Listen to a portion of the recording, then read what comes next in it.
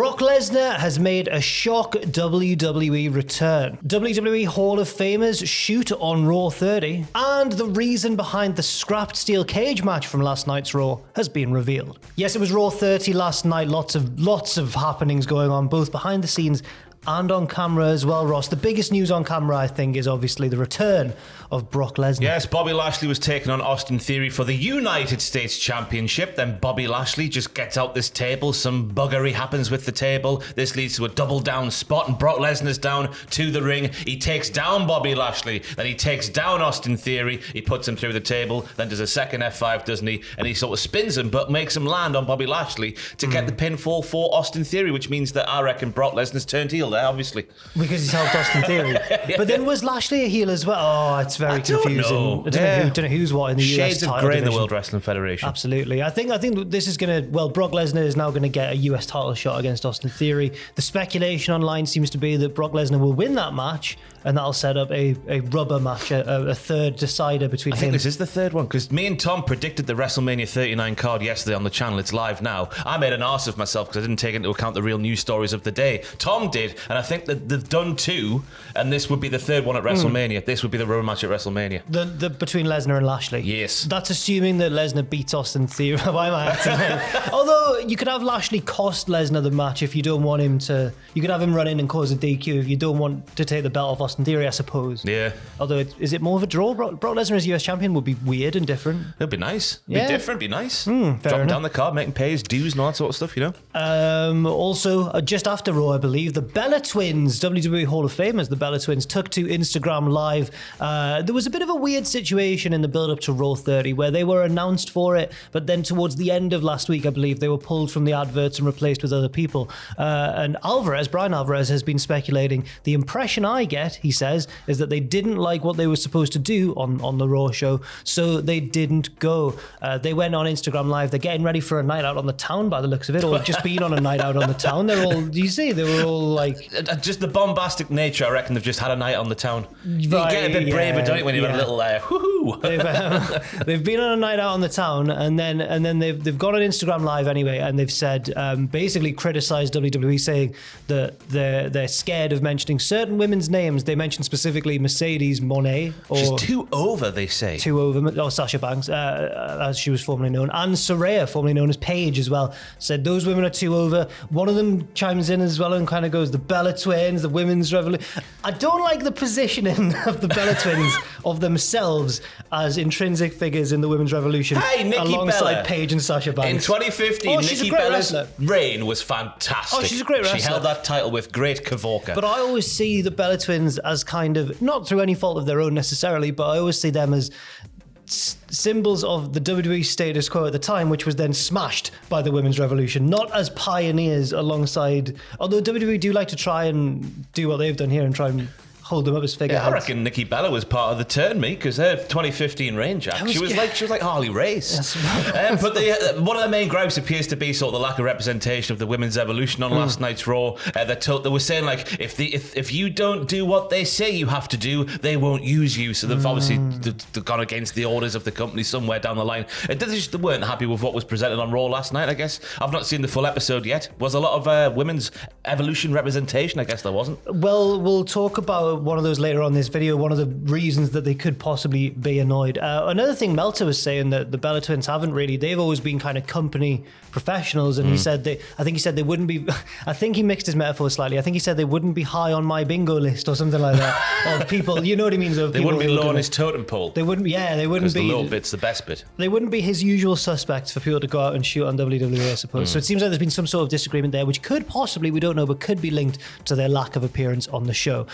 Back to the show itself, the American Badass, as Tom's written here, the American Badass rides again. Yeah, almost. He got a bit stuck coming through the entranceway, but that's a narrow entranceway with a wide bike. What do you expect? Yes, we had LA Knight in the ring. He The was American Badass, LA Knight. The real American Badass. Yeah. No, I'm all right, I thought you were just doing an impersonation of him.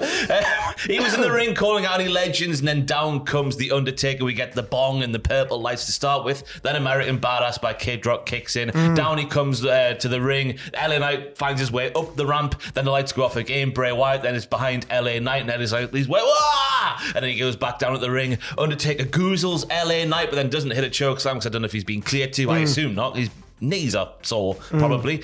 He bought some Crocs yesterday. Fantastic Really? scenes. On that hip hop and happening shoe buying show. He got some Crocs on the shoe He got two pairs show. of like combat shoes, one with a high top, one with a low one, and he got a pair of like they look like Yeezy Crocs. They Yeezy weren't, Crocs? but they look like that sort of style. I would wear them. They look fantastic. Anyway, a goozled LA Knight then gets thrown to Bray Wyatt. Bray Wyatt does the old Sister Abigail, and then Undertaker walks up to Bray Wyatt and whispers something in his ear, like when Ripley and Dom are making their entrance, and Rhea whispers something kinky in Dom's ear, and Dom's like, ooh. Whispered some sweet nothings. Yeah. I wasn't sure what to make of this because Spooky Undertaker, of course, has a connection with Spooky Bray Wyatt. What does the American Badass have to do with Bray Wyatt? Well, I like to think it wasn't just solely the American Badass who appeared, because at WrestleMania 36 we saw the Unholy Trinity, didn't we? We saw the Dead Man, the Biker Man, then the New Mark, Absolutely. whatever he was called. Mark Calloway was the third one, wasn't he? Yeah. Now, I think Andy Goldstein, former WWE writer or member of creative on Twitter. What's that sound? Is it me? I think my chair. Oh. Squeaky squeak. Hopefully that hasn't come through. Former WWE staff member, I guess. I'm not quite sure what his role it was. Andy Goldstein said on Twitter just after the show that he once mentioned Biker Taker nearly in front of Vince, and Bruce Pritchard went, never mention him in front of Vince again. So apparently Vince hated Biker Taker. Oh. And now that Vince is gone, maybe it's Triple... Well, we know Triple H loves bikes. Wow, he loves Leather tricycles, and that doesn't he? sort of stuff. Yeah. Yeah. Another big segment involving legends last night involved the classic lineup of D-Generation X that we all know and love. Triple H, Shawn Michaels, Road Dogg, X-Pac, And the Olympic hero Kurt Angle. he's making his tour of the factions, isn't he? We've been to the Shield, yeah. we've been to DX now. Angle in the NWO is coming in the next year or so. Bullet Club Kurt Angle.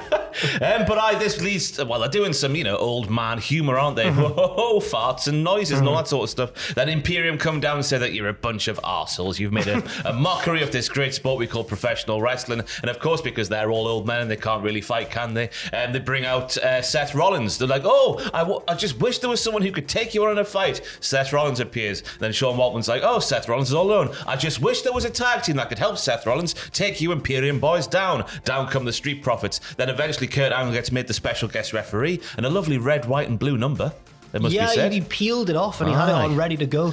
Teddy Long makes it a tag team match as well. It was like a wink and a nudge, the fourth wall sort of stuff. I wish there was someone who could make sense of this entire situation. Tag team match players. I know for a fact that Richard Tubman of Cultaholic loves Teddy Long as well. I love Teddy Long. We all love Teddy Long. Apart from when I found out I got blocked by him. When he blocked everyone. Yeah. Now, it should be mentioned, I suppose, that they didn't just have Kurt Angle with the X and leave it unsaid. That would have been so many more times funnier. But instead, they had Angle be like, I always wanted to be a member of... He was doing the dorky Kurt Angle thing, which he still does very well, to be fair. Other action, assorted action from Legends last night. Ric Flair made an appearance, as advertised. He came out and basically just introduced Charlotte. We had the classic trope of the poker segment backstage, because when a bunch of blokes get together, what do they love more than just playing a bit of poker? Who was there? Ted DiBiase, IRS, DDP, Ron Simmons, Medusa, one of the lads, JBL, Baron Corbin, and The Godfather as the doorman. Change of profession for The Godfather. He was always a bouncer. And the show was opened by who else? Hulk Hogan and Jimmy Hart, but his mic wasn't working at first Hogan, so they had to rush out with a different mic. But it got sorted in the end. One thing on the show that the Bella Twins may have been a bit annoyed about when they're talking about the representation of women on the show was this advertised steel cage match between Bayley and Becky Lynch. It's a pay-per-view level match. It's a big match for It's been building for months as well. Absolutely. That match sort of didn't really happen. It was more of an angle. Instead, Becky got attacked by Damage Control, and then they all posed atop the cage as if to be like, we're better than... And there was no match. And then Bayley went on Twitter, was like, you mad? With a hee. But people were mad, Ross. Yeah. What's the story on this one? Fightful Select have been saying the originally planned Becky Lynch versus Bayley steel cage match was very abrupt, leading to many wonder if it had changed. Fightful Select has confirmed that the match and entrances were supposed to get 2 segments. However, the opening segment with the Bloodline trial ended up going long, and several segments needed trimmed. We're told this affected the Bayley versus Becky Lynch cage match the most, and they either could work it angle to set up a full match or end up doing a cage match that lasted a minute or two. The end result was the angle that we saw. But we can go to another bigger, better steel cage match. Hell in a Cell! Do it! That's the next evolution of the cage match, isn't it? Yeah, and hopefully we see an end to. Although, do you think they'll keep Hell in a Cell as its own pay-per-view? No, it's gone, isn't it? It's gone. Yeah. Then do it next. Do it at the Rumble. Why not have a Hell in a Cell at the Rumble? Wow. Yeah, do it. Wow. Cowards. There's meant to be one at the Mania, isn't there, between a certain returning superstar. Right. That's not Kip Sabian, by the way. The other one, Edge. Could be Edge versus Kip Sabian. Who knows? And finally, PW Insider have said, for the many of you who have asked, we are told there has been no sign of Vince McMahon backstage in Philadelphia at Raw 30. I am shocked he didn't appear.